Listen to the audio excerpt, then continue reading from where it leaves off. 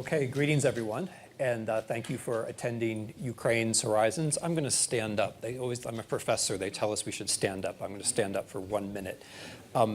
We are at a very interesting moment where on the one side we have to think about a military victory in Ukraine, and at the same time we have to think about the European Union membership of Ukraine. The concept which unites, I think, victory and membership is reconstruction. We are thinking about horizons seriously, horizons political, economic, and military. And I thought the way to begin this discussion about horizons would be to ask each of our valuable participants briefly to speak about what we learned or should have learned these last 2 years. And then we will turn to a particular question for each participant. So, Mr. President, I'd like to begin with you for this brief round robin. What have we learned about Ukraine in the last 2 years? What should we have learned? So that's a polite way of asking what mistakes might we have made from which we could have learned. Please begin. Thank you very much, and I will start from the terminology because the horizon is something what is moving away when approaching.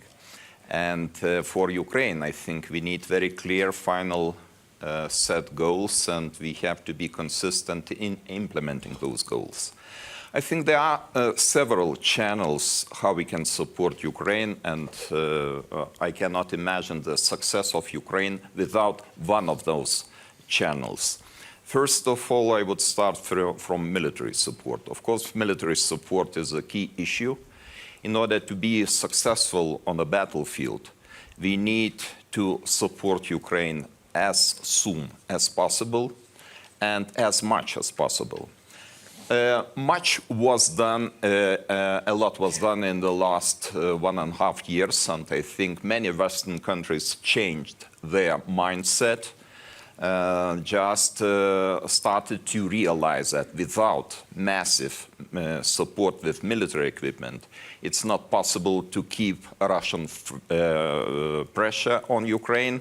And I think now we need especially the speed of implementation, because decisions are done, but the implementation, unfortunately, is too slow. And we are lagging behind of the needs of Ukrainian soldiers. The second channel, which is also as much important as the first one, is economic support. And they count very much on ability of my colleagues in European Council to take this very critically important decision on February 1st, when we will gather in Brussels again in order to discuss the issue of 50 billion euros dedicated for macroeconomic finance assistance to Ukraine. And I hope no matter 27 or 26 countries, we will reach the agreement. It will be very material support to our friends Ukrainians. And the third channel is, of course, political support. We need bold political decisions in order to be able to invite Ukraine not only in European Union and to start accession negotiations as soon as possible, but we also need success in the field of integration into NATO. And I would like to refer to Vilnius Summit. Lithuania, as you know, was proud host of this event. NATO Summit took place in July 11th and 12th in Vilnius. And I think it was very successful meeting, not only because of decisions which were taken in the field of deterrence and defense, for investment pledge, also regional plans, defense plans, but also regarding Ukraine. Although the first reaction of our friends was not as optimistic as we expected, but at the end of the day, I think everybody understood that this is a unique opportunity to make the first step and to expect that this strategic possibility will be used in later summits. And now we are counting last month before the Washington summit, and I hope that it will be the success too. Thank you. There'll be a second round of questions where we can continue these themes. Sorry. I want to just make sure that each of us has a chance for this impulse question. So Minister Olengun, let's take another shot at this. What ought we to have learned in the last 2 years that we can apply now? What have we learned about Ukraine? What have we learned about Europe? What have we learned about ourselves that we can apply going forward? I think what we've learned about Ukraine is its commitment to freedom and to democracy and to the European cause, to NATO. I think we're seeing a country that's been in a full-scale war for 2 years, but in a war, and the annexation of Crimea is 10 years ago now. So the commitment has only grown stronger, and I think that's what we've learned, that this is a real conviction that the Ukrainians have, but that they cannot do it alone. So they need our support, they need our military support, and they need our support to connect and to integrate with Europe as an economy. Also in the security arrangements that we're talking about and that we're working on, they need us. They need that commitment, and we need to be there. We need to make sure that we don't talk about war fatigue and that we don't forget about Ukraine because we're occupied elsewhere in the world. War in the Middle East, threats in the Indo-Pacific, the Balkan, Africa. There are many things going on, but we need to continue that focus on Ukraine because Ukraine needs us, and I think that's what we've learned. Okay, well done. Minister Albares, Bueno, same question to you. It's one thing that strikes me in this discussion is how natural a group this is. It might not have seemed so natural a group 3 years ago before the war. But now there's a kind of natural collegiality of having a representative of the presidential staff of Ukraine, the plenipotentiary, if I may use that word, of the United States government for aid to Ukraine, the Minister of Defense of the Netherlands, the Minister of Foreign Affairs of Spain, and the President of Lithuania together. This group has a kind of naturalness to it that it might not have had before the war. And that, for me, is one of the things that I have learned, that this constellation can actually emerge. And it's been something really heartening to see, especially from the other side of the Atlantic. Mr. Minister, same question. I think there are three main lessons. The first one is a little bit related to what you were saying, is that when we act within European Union, but also Europe with its natural allies, especially the United States, when we act with unity and with solidarity, we achieve much better results and we do it much faster. The fact that very quickly we decided to provide weapons at the European Union level, that we took and we align our sanction decision within European Union and with the United States, things like those made the difference. The second thing is that unfortunately we thought that European values and war in Europe as a way of settling disputes between states was something that belonged to the past, something before World War II, that it couldn't happen again. There are threats outside European Union. Russian aggression to Ukraine is one of them, also within our society, that goes against democracy, against European values. And of course, war, it's still in the mind of some actors, a way of solving issues. And the third one is, and this is something that we should have done probably very quickly, we put a little bit of time in doing it, we thought that it was very clear for everyone in the world that this was a war in Europe, but it wasn't a European war, because it affected very specific principles of the United Nations Charter. We should have talked much faster to the global south to explain them that what is going on in Ukraine is not only about Europe, but it's about how we have a world order based on rules and the very basic principle of the United Nations Charter. Okay, that's so important that I want to follow up on it very briefly. Do you think, Mr. Minister, it is too late to do that? And if not, what ought Europeans to be doing? Because that seems to me to be a very important point you're making. Definitely not, and we have been doing it already for several months. But that's two things. One is to explain that what's at stake in Ukraine is not only Ukraine's sovereignty and independence, which is already huge, but it's much more. And it doesn't matter in which continent you are, it affects you. If Russia wins this war, everyone in the world will be less safe because its big neighbor could want to do the same thing.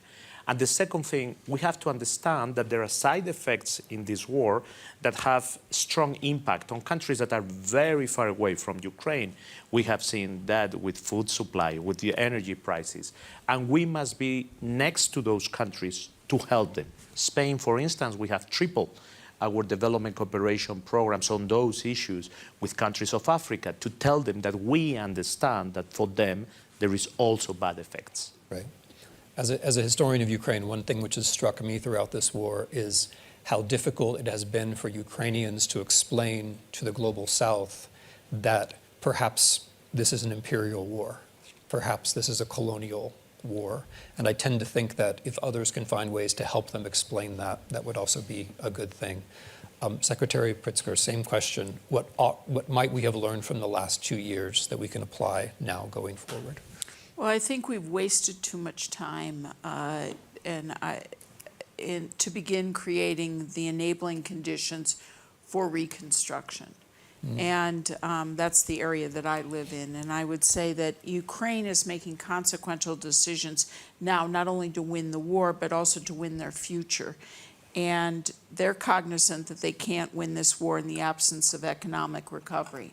They're also cognizant that this is an economic war as much as it is. We've just talked about some of that. And I think the lesson for us is we've got to hold ourselves accountable to our commitments to Ukraine and to accelerate our delivery on these commitments. And with the United States, I think we've made the commitment to have Ukraine's back and to help Ukraine stand on its own 2 feet. And it starts obviously with our supplemental and our need to get our own legislation completed. I think with the private sector, it's, my word is you need to go to Kyiv. You need to go and see what a European city looks like in the middle of Ukraine. And, and also understand the private sector mentality that exists, the quality of the individuals who are talent to run businesses, to carry out reconstruction. And that the government is very much driven by, they have a business mentality and a mindset. They hold themselves accountable to data, to key performance indicators and things like that. And they're ready to prime the pump for projects. And to the international community, I think the points that have been made here about we have to remain united and not get distracted. It's extremely important. This war has enormous consequences for the world. And someone made the argument earlier today that I agree with, none of the big problems facing the world, economic problems, things like food security or things like inflation, can't be solved without resolving this conflict. Beautiful. Mr. Yermak, same question. You have the last word, and then we'll turn to particular questions to particular participants. Thank you. I'd like to be very concrete and very short. Several conclusions and what we can learn during these 2 years. First of all, for 100% understandable that any frozen conflict in sometimes push to the new war.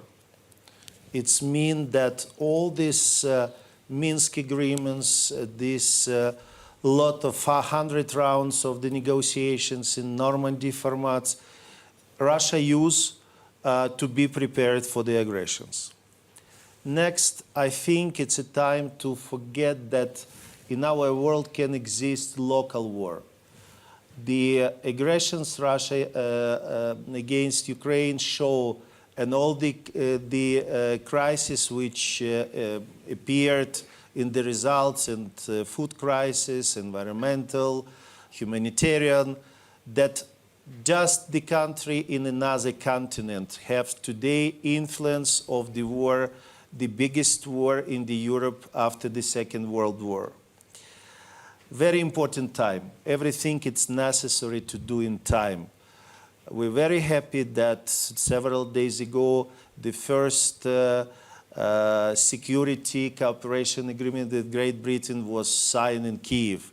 This is the result of the declaration which was agreed in Vilnius. But of course, it's necessary to understand if it's happened before, maybe we can prevent these aggressions and these thousands of the people who is killed in Ukraine. The hacking of the international organizations, it's one of the strategy of any aggressors. It means that we need very seriously to look, because, for example, during these 2 years, any person from Red Cross anytime visited to any prisoners of war of Ukrainians who is in the terrible conditions, they under tortures, and you can remember the Olenivka prison, then Russians killed 50 persons of Ukrainian. And to last, we really saw that the mostly people of the world, they very quickly made the choice.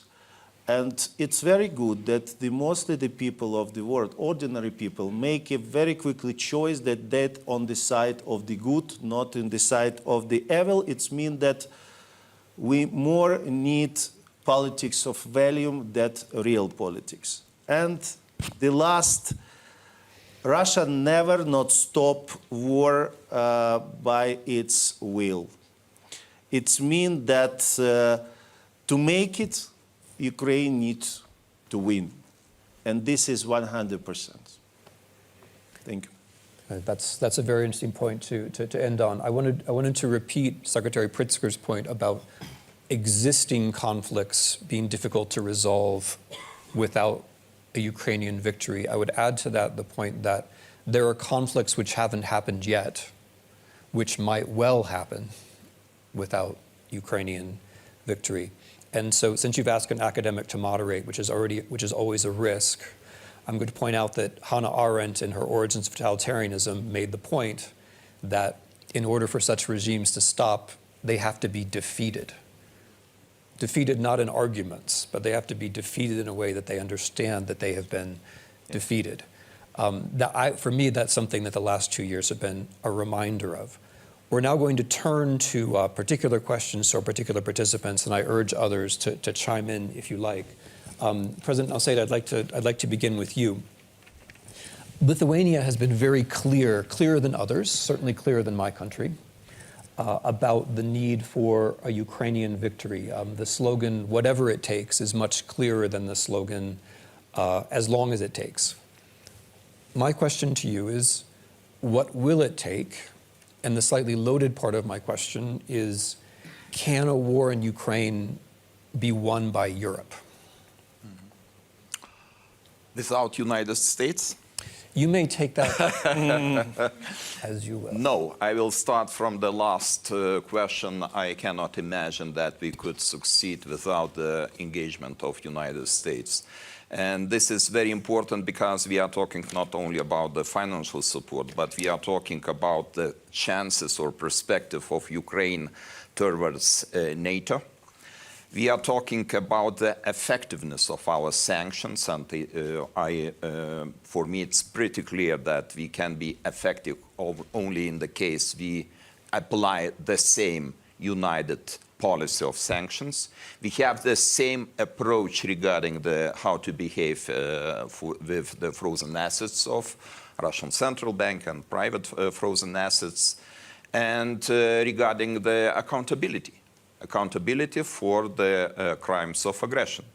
So I think that United States, Europe, and other democratic countries, like-minded countries, have to have the same approach, and only in that case we can proceed and we can achieve this victory. Of course, much will depend on the braveness of Ukrainian soldiers. But for my country, which is not a big country, for my country it was important to take the lead by example. We will not be the leaders by volume of the support because we are not a large country. But for my country, it is important, first of all, from the moral point of view. We have 600 kilometers long border with Belarus. We have 120 kilometers long border with Kaliningrad region, actually Russian Federation.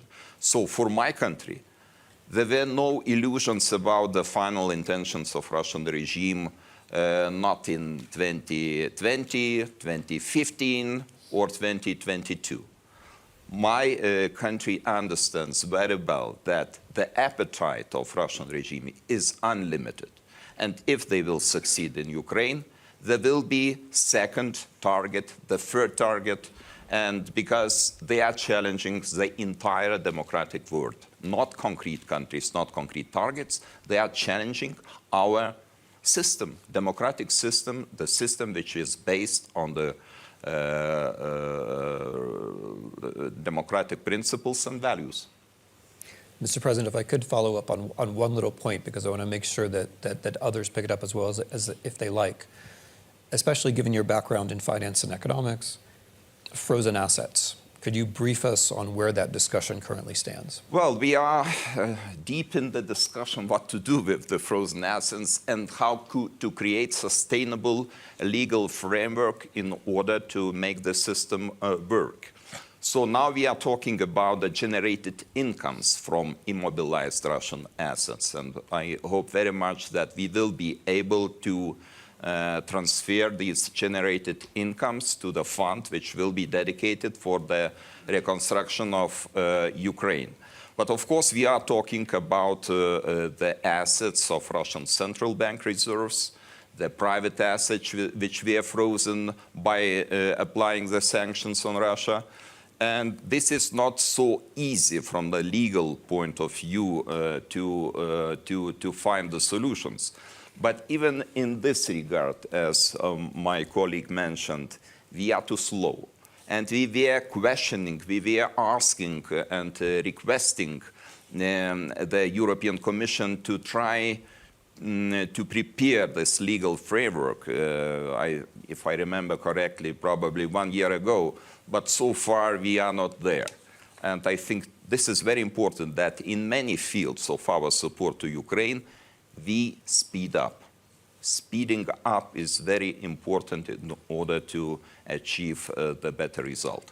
Beautiful. Thank you very much.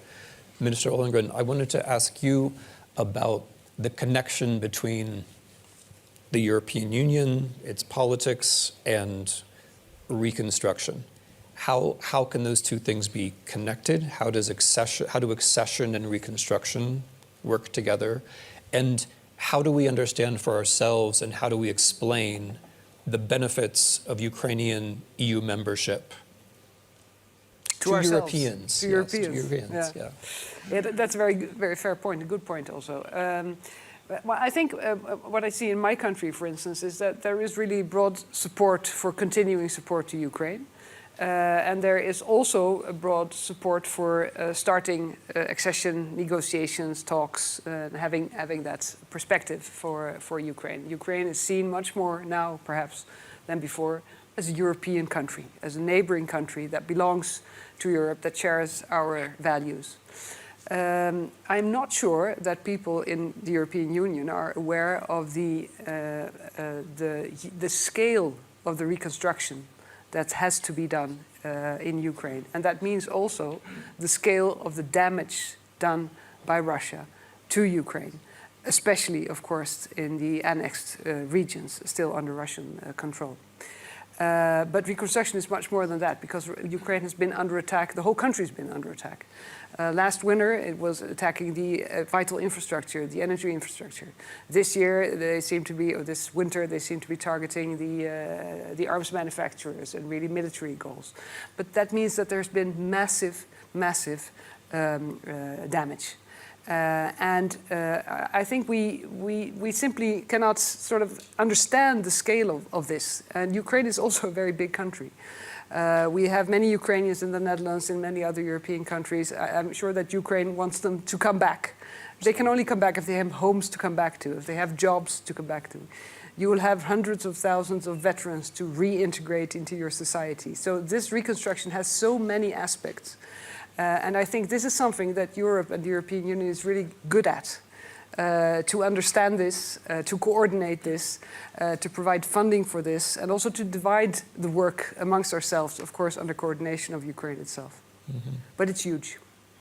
If I could make another historian's point, one could perhaps recall that the European integration process at its origins was also a reconstruction process. Absolutely. That the physical reconstruction of Western and Southern Europe took place simultaneously with and was an integral part of the European Union as we understand it today.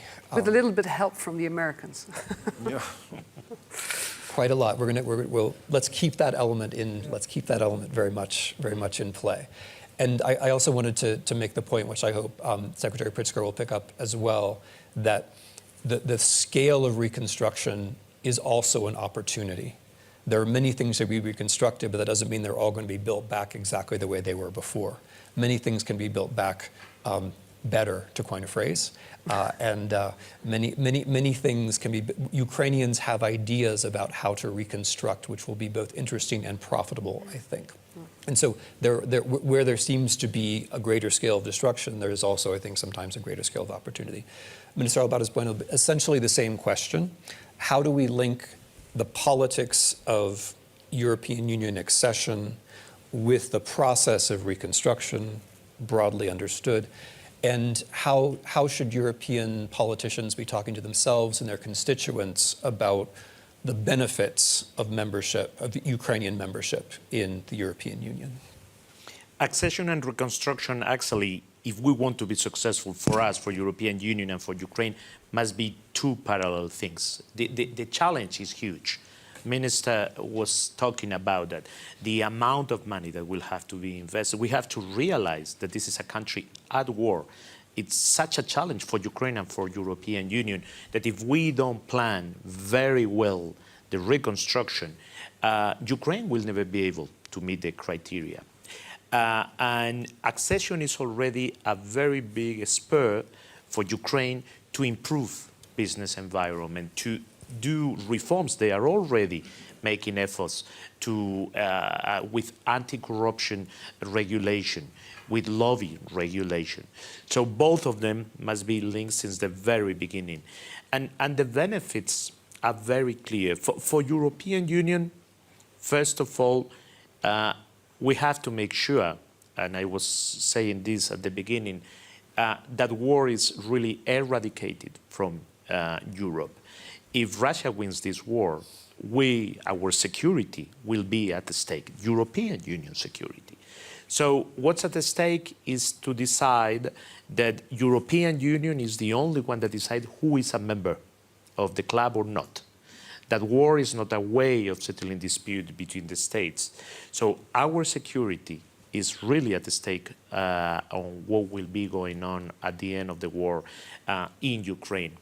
And the second thing is it's how we view ourselves as a project in the world. And Ukraine fits perfectly well, not only because the people in Ukraine are also fighting for our own values and for being with us, but it's also how we will relate to the rest of Europe and to the rest of the world. And therefore, we need Ukraine in our project. Mm-hmm. If I could just follow up on that, we often forget that the European Union, even as it was a project of reconstruction, it was also a project that involved countries, some of them represented here, losing imperial wars and finding their way back to Europe. And I can't help but think that the lesson that a country has to lose a war could be more clearly stated when we speak about the European Union. That is to say, it's not just that Ukraine has to win, it's that Russia has to lose. Those are both independently good things, I believe. Secretary Pritzker, I hope you will pick up on some of the points that have already come up. If you could brief us from your point of view on the question of frozen assets, that would be very helpful. But what I'd particularly be interested in hearing from you about is what is special about this challenge of reconstruction. Reconstruction is now your brief, and you have all sorts of experience in American government and the private sector, which is relevant to this brief. What would you say is special about this reconstruction challenge in Ukraine? For me, as someone who has been traveling around the country during the war and has physically watched people rebuild their houses, it strikes me that an important element of this has to be, while we focus on the central government, we also find the localities or the other actors who have proven themselves successful in helping to rebuild. This could be the private sector, this could be civil society, this could be local government. But I'd like to ask you to reflect on the breadth of what a reconstruction effort would look like in Ukraine. Thanks. Well, let me start at the first question and then evolve to the second question. There are many things that are special about this reconstruction. First of all, it's the largest reconstruction project since World War II. And unlike other reconstruction projects, let's say in Afghanistan or Iraq, you have a combination of things. A highly skilled workforce, a strong state capacity, a willing population, and a long-term pathway into the EU and NATO. And that combination is extremely powerful when it comes to reconstruction. Then you add on top of it the world's richest soil that's capable of feeding the world and inexpensive IT specialization. And you add those capabilities, you add all those qualities together, that makes this a particularly compelling situation. The challenge, of course, is we're in the middle of a war. So we've got to deal, of course, with the first situation before we can deal with the past, but we don't have to wait. The situation in Ukraine, the way I think about it, and it's because I'm a runner, I think about it as a sprint and a marathon. And, the goal is a long-term, sustainable, digital, clean, competitive European Ukraine integrated into global markets. That's the marathon. But there's a lot of things that we can do now in the sprint, if you will. And those are the things that the Ukrainian government and my part of our engagement, we're working on very actively. And that's working together to accelerate reforms. Obviously, there's lots to do there. Support the development of key infrastructure that's absolutely necessary for Ukraine to take advantage of its expertise and capabilities as well as its natural resources. So to improve, for example, the ability to export items, to unlock new tools, whether those tools are things like war risk insurance or maritime insurance, but also tools like the Ukrainian government is, I think, the best e-government system in the world that I've seen. I think surpassing Estonia. And their population is using their services, the capacity to take what are national services and bring them to the local level, I think is huge potential. And frankly, some of us in the Western world could learn a lot from those systems. And frankly, I wish my DMV ran like your DMV, if you will. But also, there's an effort to reintegrate veterans and refugees is absolutely essential. And then finally, on the sprint, if you will, this notion of Russia must pay and doing the work now among the G7 countries, among the relevant parties who have assets, Russian sovereign assets. It's important to do that work now. It's hard, it's complicated, it's difficult, and we need to work, get all the lawyers and all the various governments and all the parties really to come together to sort that through. And then I think the marathon and the opportunity, there are there are a number of sectors in Ukraine that are obvious sources of opportunity, whether it's in agriculture, whether it's in the defense industry, whether it's in critical minerals and mining, whether it's in energy, transportation and logistics, or their IT and tech sector.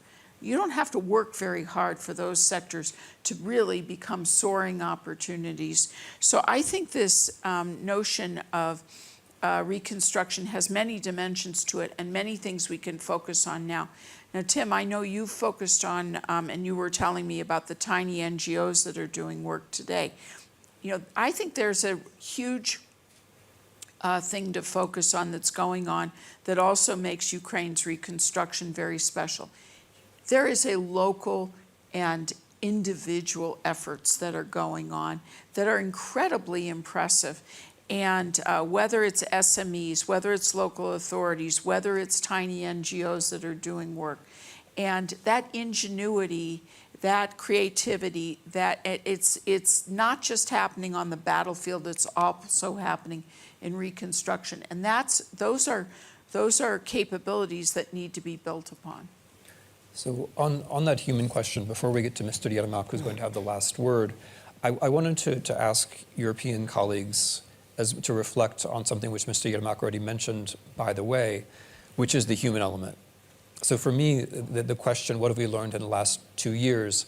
I think one of the things that a lot of us have learned was there are quite a large number of quite extraordinary Ukrainians in quite a number of fields, which I don't think we really, I mean, in fairness, I think very few of us appreciated that, whether it's from the battlefield to the academy. There are so many capable Ukrainians across so many professions and so many disciplines, so many walks of life, but millions of them are now not in Ukraine. Millions of them are now in European Union countries, and very often it's those particular people who Ukraine needs to have come back. And it's not just an economic question, it's also a question, I mean, if you'll forgive the word, it's also a question of genocide. Because if Russia's war aim is to make the Ukrainian population as small and as little Ukrainian and as dispersed as possible, millions of Ukrainians leaving the country and not coming back is also a military and, so to speak, a moral victory for Russia. So I'm wondering if any thought has been given to the question of how, I mean, it's obviously these are complicated processes involving families and children and so on, but it seems to me that with reconstruction must come probably some formal explicit mechanisms which incentivize people or help people to make that transition back to Ukraine. I don't think it's going to happen on its own. And so I just wanted to briefly ask European colleagues if thought has been given to that. Not really. I mean, there is no this reflection yet in Europe because we are very much focused on the very urgent needs of the war and giving protection to the people. But I think that if the war doesn't go forever, let's say, if it's within a certain scope of time, Ukrainians will prefer and will rather than that experience of the ones that we have in Spain, almost 200,000, they want to go back to their country if they have the choice. Mm-hmm. Mm-hmm. There will be certain motivation anyway to come back to Ukraine after the war, and I think that the reconstruction of Ukraine, and especially this policy to build back better, I think will give a lot of opportunities to young people. And I just can support and confirm what you said regarding that talents of Ukrainian people, because we have about 50,000 Ukrainians in Lithuania, and I noticed that many of them learned Lithuanian language, which is pretty complicated, in 6-7 months. Mm-hmm. And it was not the case as during the Soviet times with Russian population. They could not learn Lithuanian language in 30 years.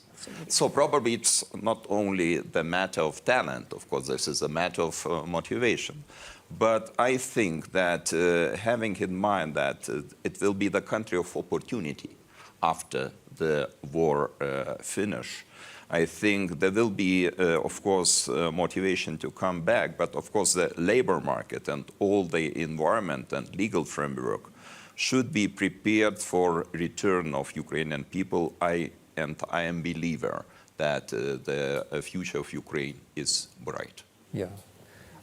Taking all those points, I can't help but think that when the time comes, of course the time is not yet, but when the time comes, it may help to have a formal mechanism at the EU level just to give people a way to do it, a timing, and perhaps an incentive. Because from the point of view of individual member states, I mean, turning what some of you have said a slightly different way, it is awfully useful to have lots of Ukrainians in your country. Poland, for example, runs almost, I'm looking for Poles in the audience. runs almost entirely on Ukrainians at this point, right? So it's very easy. I now noticed who was Polish in the crowd when I said that.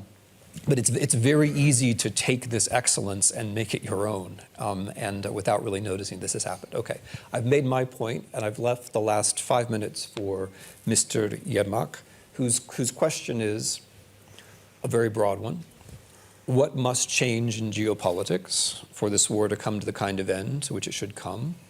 And what must we be careful to preserve in Ukrainian politics and society so that that victory will be meaningful? These are broad questions, and please feel free to pick up on whatever points were raised along the way.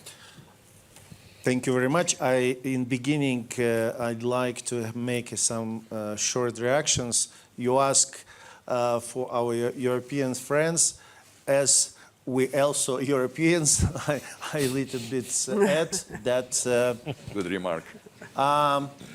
You know, very concretely, if now we will receive additional air defense to our country, which were discussed in each meetings, and the presidents, the leaders of the country, and the level of the ministers, our people will continue to back. And of course, you know, this war, one of these lessons of many Ukrainians, that the best to live in the country in which you're born.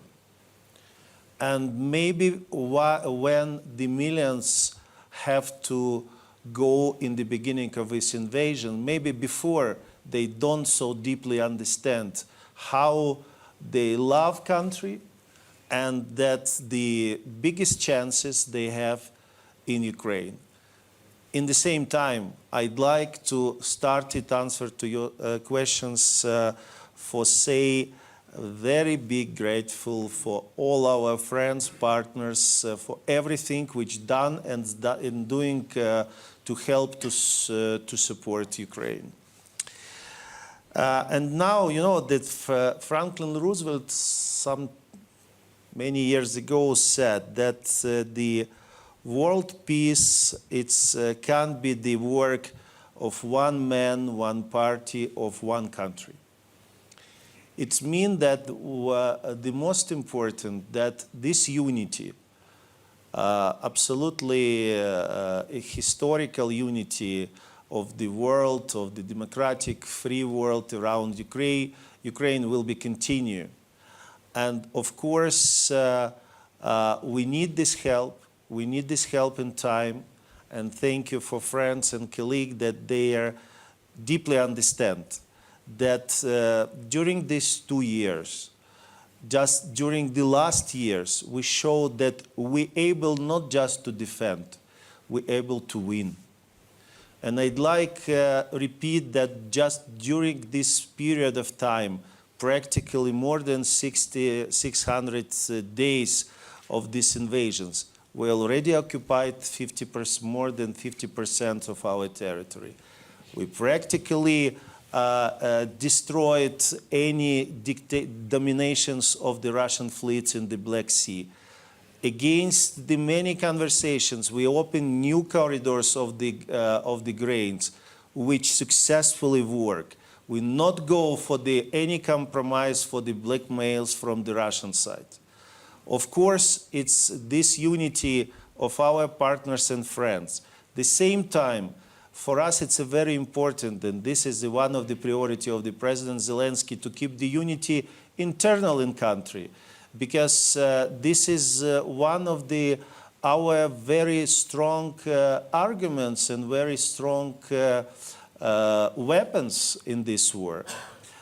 And of course, I think that it's necessary after these 2 years, the Ukrainians' fightings and the bravery of Ukrainian people show very important, I think, for many, many years things, that it's possible in our world be really independent. It's possible not afraid.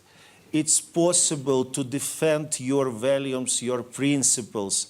And now it's necessary to finish this job. And we are ready to do it.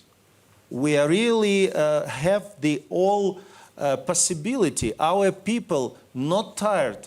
Yes, 2 years, it's a lot of times, but we still very high motivated because we fighting for our lands. And you know, the support of the world, which I saw the 2 days ago during the very successful meetings here, thank you Switzerland, of the National Security Advisors, in which presents 82 countries. It's one more confirmation, and this is first meetings. We started from little bit more than 20 countries. Now it was practically the numbers of the Security Council, and it's from any continents. I think we need be together, we need believe, not hesitated, believe, continue support, and I absolutely confident, I'm sure that Ukraine will win, and it will be a common victory of all independent, all free world, and make a very clear signal: democracy will win against dictators. It's kind of you, Mr. Yermak, to remember to thank partners, and we appreciate, of course, that you say that, but I want to end by just noting that we actually owe you much more than you owe us, and it's really incumbent upon us to thank you for doing all the things that we wouldn't be able to do without you, and that's the note on which I'd like to close. Thank you very much, all participants, for taking part. Thank you very much for being here. Thank you.